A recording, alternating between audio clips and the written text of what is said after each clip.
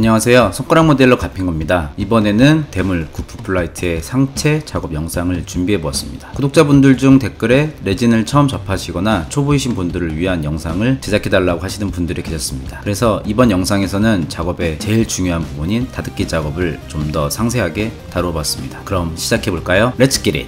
저 같은 경우에는 처음 레진을 개봉한 후 게이트 작업을 하기 전에 어느 정도 깨끗하게 먼지를 제거하고 서페를 뿌려줍니다. 어차피 뿌렸던 서페를 벗기면서 면 정리를 몇 차에 걸쳐 하기 때문입니다. 여기 백스커트 뒤에 있는 게이트 보이시나요? 이렇게 레진의 게이트 같은 경우는 반다이킷의 게이트에 비해 그 크기가 굉장히 크고 좀 투박합니다. 이걸 한 번에 자르게 되면 본 부품이 부러지거나 손상이 갈 수 있기 때문에 한 번에 하지 마시고 조금씩 잘라가면서 게이트를 제거해 주셔야 합니다. 엄지발가락에 죽은 발톱을 잘라주는 그런 느낌? 레진의 게이트를 제거 후에 상태를 한번 보겠습니다. 이렇게 기포가 좀 보이는 것 같네요. 레진의 상태 확인 같은 경우에는 겉으로 봐서도 어느 정도는 알 수 있지만 실제로 이렇게 서페를 뿌려보면 아주 작은 기포나 단차들이 확실하게 보입니다. 그러면 이제 1차 다듬기를 시작해 보겠습니다. 사포 같은 경우 저는 디어포스라는 제품의 백사포를 사용하고 있습니다. 이렇게 320방, 400방, 최종 600방 등 제가 원하는 크기로 재단해서 사용하고 있습니다. 이것은 평사포인데 이런 식으로 아크릴판을 재단해서 만들었습니다. 만드는 방법은 오른쪽 위에 나는 모형이다 시리즈에서 자세하게 다뤘으니 참고해 주시기 바랍니다. 곡선 부분에서 쓰는 3M 스펀지 사포입니다. 요즘엔 사포들이 좋은 게 많이 나와서 조금만 알아보시면 손쉽게 구하실 수 있습니다. 저 같은 경우는 종이 사포를 가장 많이 사용하는데요. 이렇게 재단한 사포를 반으로 접어서 땀이 나고 알이 배기도록, 저 손이 안 보이죠? 이렇게 면이 접히는 부분의 경우에는 사포질을 잘못하게 되면 그 반대쪽 면을 사포가 밀고 나와서 결국 자국이 생깁니다. 이런 부분은 좀 조심해서 너무 깊지 않게 사포질을 하셔야 합니다. 이런 식으로 부품을 잡고 있는 반대쪽 손을 절대 움직이지 않게 고정하는 것이 또한 중요하다고 말씀드릴 수 있겠습니다. 그리고 제가 가끔 집에서 작업을 하거나 이 주위 사람들이 있을 때 하는 방법을 소개해 드리겠습니다. 여러가지 방법을 해봤는데 이렇게 분무기를 이용해서 찍찍찍찍 뿌려주면 주위에 먼지가 흩날리는 것을 방지할 수 있고 바로바로 표면에 물을 묻혀주기 때문에 작업을 정말 수월하게 할 수 있습니다. 여기 보시면 수축 자국들도 보이시죠? 이런 부분은 한 번 더 작업을 해서 면을 평평하게 만들어줍니다. 우리 사랑스러운 아가의 똥구멍 닦아주는 물티슈를 이용해서 이렇게 닦아주고요. 이런 게이트 자국 같은 경우는 사포로 해도 괜찮지만 시간이 좀 오래 걸리기 때문에 아트 나이프를 이용해서 1차로 면을 다듬어주고 2차로 이렇게 사포질해주면 시간이 절약됩니다. 모형인의 시간은 정말 소중하니까. 그리고 레진 찌꺼기 같은 경우는 패널 라인에 잘 끼게 되기 때문에 잘 끼는 만큼 잘 빠지지도 않습니다. 그렇기 때문에 사포질과 세척을 하고 나서는 꼭 패널 라인의 상태를 한 번 더 확인해야 됩니다. 도대체 확인만 몇 번을 하는지 모르겠네요. 이렇게 작업을 하고 나면 전완근이 너무 아픕니다. 이럴 때는 이렇게 주먹을 쥐었다 폈다 하면서 막간에 운동. 안쪽 같은 경우는 엄청 깔끔하긴 아니어도 어느 정도 작업을 해주고요. 왜냐하면 사포질을 안 했을 경우 마스킹 할 때 이영재랑 같이 도료 피막이 떨어져 나가거든요. 지금 테스트를 해보면 이 정도 사포질만 해주어도 면이 떨어져 나가지 않는 것을 확인할 수 있습니다. 꺼진 물도 다시 부는 가핑거. 이렇게 해서 면 다듬기가 모두 끝났습니다. 그리고 추가로 패널 라인 찌끄레기를 해줄 부분에 패널 라인이 있으면 좋지만 이 킥 같은 경우는 많이 안 돼 있습니다. 그래서 이 부분들을 파주고 다듬어서 작업을 해주었습니다. 그리고 나서 마지막으로 서페를 뿌린 다음에 미세한 면 정리를 한 번 더 해줍니다. 지금 보시면 조금씩 삐져나온 부분들이 있거든요. 이런 부분들은 녹차 퍼티를 이용해서 면의 미세한 흠집들을 잡아줍니다. 추가로 이런 양각 디테일 같은 경우도 분할 도색을 하게 될 경우에는 패널 라인이 없어 경계가 모호한데요. 이런 모호한 부분을 보완하기 위해서는 제가 가진 패널 라이너 중 가장 얇은 0.125mm 패널 라인으로 구분이 되게끔 패널을 파줍니다. 자, 이제 먹선을 넣어서 닦아볼게요. 아주 깔끔하게 들어갔습니다. 아주 마음에 듭니다. 지금 보신 이 파츠는 초회 한정으로 SH 스튜디오에서 사전 예약을 하신 분들에게 동봉되어 있는 선물 같은 건데요. 이 부분을 제가 사용을 하려고 했지만 사용할 수 없는 이유가, 첫 번째는 너무 흐물흐물거려서 고정이 되지 않고요. 두 번째는 여기 들어있는 동력선 자체의 개수가 좀 많이 부족합니다. 도대체 왜 넣어준 걸까요? 그래서 제가 고민하다가 원래 잡고 있는 동력선을 사용해볼까 하고 깨봤습니다. 길이나 모양은 맞출 수 있는데 비율이 좀 안 맞는 것 같거든요. 제가 이 파츠를 그대로 사용하려면 이런 부분들을 패널 라인으로 모두 분할시켜 줘야 되기 때문에 좀 고생스러운 작업이 될 것 같습니다. 진행하였습니다. 제가 누굽니까? 가핀거 아닙니까? 6개를 모두 작업을 했습니다. 이제 다듬기가 모두 완료되고 도색을 시작합니다. 구프 플라이트 같은 경우는 원래 색은 이 색인데 저는 예전에 제가 만들었던 구프 커스텀과 같은 색으로 진행하려고 합니다. 블루 계열 같은 경우에는 예전에 제가 조색했던 도료를 이용하였습니다. 핀샤스의 BLG 블루와 소량의 퍼플 그리고 피어 블루를 섞어서 만들었습니다. 톤 같은 경우는 그레이를 좀 섞어서 그 톤을 다운시키거나 화이트를 섞어서 톤을 업했습니다. 그리고 구프 커스텀 바디 같은 경우는 메인색으로 핀샤스의 슈퍼 딥 블루와 제가 자주 사용하는 화이트 파운데이션을 섞어서 색을 만들었습니다. 그럼 가조를 살짝 미리 해보겠습니다. 여기 장례를 보시면 이쪽 파츠가 좀 반대로 되어 있는데요. 설명서랑 좀 다르더라고요. 그래서 저 같은 경우는 어울리는 부분으로 이렇게 작업을 했습니다. 그럼 도색을 시작해 보겠습니다. 핀샤스 파운데이션 블루를 이렇게 뽀송뽀송하게 뿌려주고요. 그 다음에 분할 도색을 이렇게 진행합니다. 그리고 여러분들이 가장 좋아하는 마르가즘 시간입니다. 마스킹 부품이 모두 통으로 되어 있기 때문에 부품 자체가 많지는 않지만 저는 디테일을 좀 많이 살려주기 위해서 마스킹 작업을 진행했습니다. 지금 보시는 방법은 엄청 조심하게 하셔야 됩니다. 아트 나이프로 패널 따기. 와우, 잘 따졌습니다. 나머지 분들은 꼼꼼하게 막아줍니다. 이 부분은 얼굴 앞쪽 부분인데 도색 후 조심히 막아주고요. 이런 메탈릭 부분은 어차피 나중에 워싱을 하기 때문에 어느 정도만 남겨놓고 이렇게 마스킹을 해줍니다. 제 영상에 자주 등장하는 원형 템플레이트가 이번에도 빠질 수가 없죠. 계속해서 분할 도색을 진행합니다.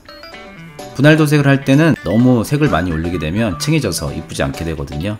그래서 너무 많이 올리지 마시고요. 어차피 아래쪽에 같은 톤의 도색이 되어 있기 때문에 많이 뿌리지 않으셔도 도색이 잘 됩니다. 이 안쪽이 마스킹 작업은 한 번에 마스킹 하려고 하지 마시고요. 원형을 조각으로 이렇게 잘라서 붙여주세요. 아주 깔끔하게 톡 떨어집니다. 이렇게 깔끔한 두 파츠 자랑하려고요. 본격적으로 마스킹을 제거해 보도록 하겠습니다. 저도 물론 그렇지만 영상을 보시는 분들도 벗기는 영상이 좋으시죠? 짜릿합니다. 그런데 도료가 삐져나왔을 때 그 빡침은 정말 이루 말할 수가 없습니다. 특히 몇 겹에 걸쳐서 했던 도색이 삐져나오게 될 경우에는 그날 하루가 공친 거죠. 이런 씨. 그러나 그럴 때에도 평정심을 절대 잃지 않고 다시 처음부터 마스킹한다는 생각으로 작업을 진행하셔야 됩니다. 마하반야. 이런 부분도 다행히 번짐이 발생하지 않았습니다. 아우, 다행이네요. 이렇게 조그만 부분들도 마스킹을 해주고요. 이렇게 뗄 때 깔끔하게 되면 정말 기분이 좋죠. 구독자 여러분들도 마스킹과 친해지면 마스킹 생각보다 어렵지 않습니다. 참 쉽죠잉. 그런데 저도 이렇게 마스킹을 하다가 가끔씩은 내가 어디에 마스킹을 했는지 헷갈릴 때가 있거든요. 마감제를 치고 알게 될 때도 있습니다. 솔직히 지금 영상에서 한 5분, 6분 정도 다듬기를 하고 또 5분 정도 도색과 마스킹을 하는 장면들이 쭉 나왔는데요. 실제로 작업 시간은 한 100배 이상은 걸린다고 보면 될 것 같습니다. 개인적으로 저는 전체 작업 중에 일단 다듬기가 가장 중요한 부분이라고 생각하고요. 그 다음에 조립이 중요하고 도색은 어느 정도의 꼼꼼함과 인내심만 있다면 깔끔한 마스킹을 통한 좋은 작품이 나올 수 있다고 생각합니다. 이제 남은 부분들도 계속해서 마스킹 제거를 해보겠습니다. 이렇게 뾰족한 핀셋을 이용하여 마스킹을 제거할 경우에는 핀셋에 의해 부품에 손상이 가지 않도록 주의하셔야 합니다. 이렇게 작은 부분들은 마스킹한 것을 잊어버릴 수가 있습니다. 잊지 말고 꼭 제거해 주어야 합니다. 네, 이렇게 해서 마스킹 제거 작업도 모두 끝났습니다. 이번 영상에서 제가 추가로 발기차게 시도해본 작업이 있는데요. 지금 보시는 이것은 기포도 많지 않고 투명도가 상당히 좋은 크리스탈 레진입니다. 이것을 이용하여 모노아이를 표현해 보도록 하겠습니다. 3D 펜 장인이신 사나고님 영상에서 참고를 해봤습니다. 사나고님이 자신의 반려묘인 라고를 레진으로 만들 때 라고의 눈을 레진으로 만들었던 거를 타관하고 저도 이렇게 크리스탈 레진을 사용했습니다. 그래서 저도 사나고님의 팬으로서 한번 사서 시도해봤는데 정말 좋은 것 같습니다. 여러분들도 저의 팬이시라면 한번 사서 시도를 제발. 투명도가 엄청나게 좋네요. 바로 이 맛이네요. 완성하고 나니 상당히 마음에 들더라고요. 먹선 작업입니다. 아까 초반에 다듬기 작업하면서 확인 작업만 수백 번 했던 결과가 이렇게 나왔습니다.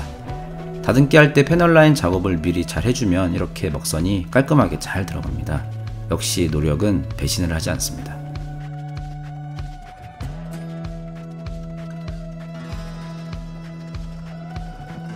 데칼을 붙여봅니다. 예상대로 노란색이 좀 촌스럽습니다. 그래서 저 같은 경우는 사제 데칼을 구매했습니다. 이렇게 지원 문양만 따로 잘라놓고 배치를 해봤는데요. 이거는 좀 너무 큰 것 같고요. 저는 큰 데칼을 이렇게 선호하는 편은 아닙니다. 작은 데칼을 좋아해서 PG급에도 MG 데칼을 많이 사용합니다. MS07B 이거는 구프 커스텀 데칼인데요. 어쩐지 MS07H거든요. 이런 부분도 조심해서 데칼을 붙여줘야겠습니다. 워싱 작업을 진행합니다. 이렇게 깔끔하게 완성이 되었습니다. 나머지 부분들도 마지막까지 샤샤샥 잘 문질러서 깔끔하게 완성을 해보았습니다. 데칼 작업까지 완료를 한 후에는 제가 좋아하는 가이아노츠 무광으로 차차작 마무리해줍니다. 완료가 된 부품들을 가핑거 시그니처로 나열한 후에 조립을 해보도록 하겠습니다. 본드를 사용할 경우에는 항상 삐져나오지 않도록 적당량을 주입하여 작업해주세요. 그리고 접착 부분이 조금이라도 힘을 받을 경우에는 반드시 도료 피막을 벗겨주고 작업하셔야 합니다. 안 그러면 나중에 눈에서 피눈물이 자, 이렇게 구프 플라이트에 간지나는 헤드가 완성되었습니다. 복부에 오렌지빛으로 예쁘게 도색한 클리어 파츠를 붙여주고 갓바와 결합합니다.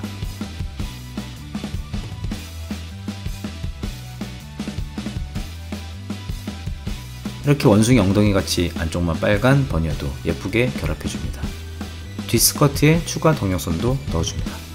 이렇게 서서히 완성되어가는 구프 플라이트를 보고 있으니 몇 번에 걸친 다듬기, 도색과 마스킹 작업들의 고된 시간들이 한순간에 보상받는 느낌이네요. 다들 이런 느낌 아시죠? 앙증맞은 H가 잠깐 나는데 정말 작네요. 자, 이제 머리와 상체를 합체하겠습니다. 옆 스커트도 붙여주고 구프 플라이트의 특징인 사이드 윙도 붙여줍니다. 동력선 같은 경우는 추후 다리를 결합하고 나서 고정할 예정입니다. 마지막으로 상체와 스커트를 결합합니다. 두덩. 이렇게 HG와 같이 있으니 크기에서는 압도감이 상당합니다. 역시 대물은 크기가 강력하네요.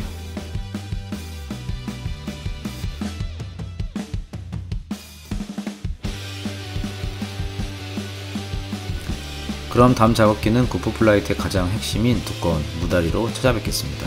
오늘도 끝까지 시청해주셔서 감사합니다. 가핑거였습니다. 끝날 줄 알았는데 역시 모형은 끝날 때까지 끝난 게 아니군요. 아무리 봐도 머리 부분이 HG와 비교시 공중에 떠있는 느낌을 지울 수가 없었습니다. 한 5mm 정도 낮춰주어야 제가 발 뻗고 잘 수 있을 것 같아서 다시 카메라를 켜고 작업을 해주었습니다. 작업은 간단합니다. 다이소 포티로 목 안쪽을 채워주고 5mm 정도 목의 결합부를 잘라준 뒤에 항동선을 이용해서 재결합하였습니다. 이제서야 제가 다시 잠자리에 들 수 있겠네요. 그럼 정말 안녕.